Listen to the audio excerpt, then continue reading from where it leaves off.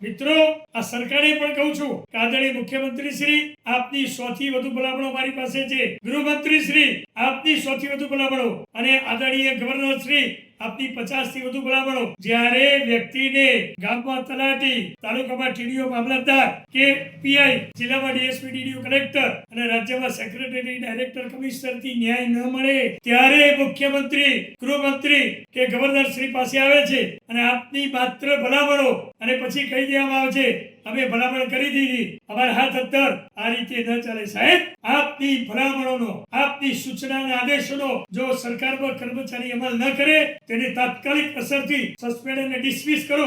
આવી 1000 ભલામણો મારી પાસે છે. આપની માત્ર ભલામણો, ગૃહમંત્રીનો મેસેજ આવી જાય, જાવક નંબર આપને અમે આગળ પત્ર પાઠવ્યો છે. અરે ભાઈ, આવી તો 500 ભલામણો તમારી છે. હર્ષભાઈ સંઘવી, ભલે ઓછું ભણ્યા છો, પણ તમે એક્શન કેમ નથી લેતા? તમારી ભલામણ અધિક મુખ્ય સચિવ, ગૃહ વિભાગ, ત્યાંથી ડીજીપી, ડીજીપી થી ડીઆઈજી, ડીજીપી થી એસપી, એસપી થી પીઆઈ, અને પણ ફરિયાદ લેતા જ નથી. તો મતલબ શું?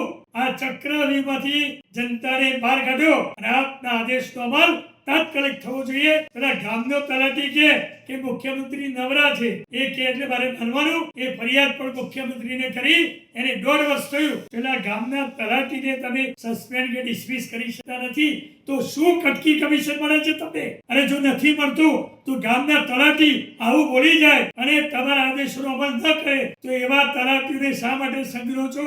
મને કહો, હું પરીક્ષા લઈ ઇન્ટેલિજન્ટ લોકો આપવા તૈયાર છું. મહેરબાની કરીને લોકો એટલા માટે મુખ્યમંત્રી, ગૃહમંત્રી અને ગવર્નર શ્રી પાસે આવે છે કે એમને પ્રશ્નોનું નિરાકરણ નથી થયું, ન્યાય નથી મળ્યો, અને તમારા પત્રો લખવાથી કોઈ પરિણામ નથી. તો આ સરકારની જરૂર શું? 2027માં આ ગુજરાતની જનતા પરિવર્તન અને બદલાવ લાવીને પતાવી દેશે. ભાજપના નેતાઓ યાદ રાખજો. જય હિન્દ, જય જય ગરવી ગુજરાત.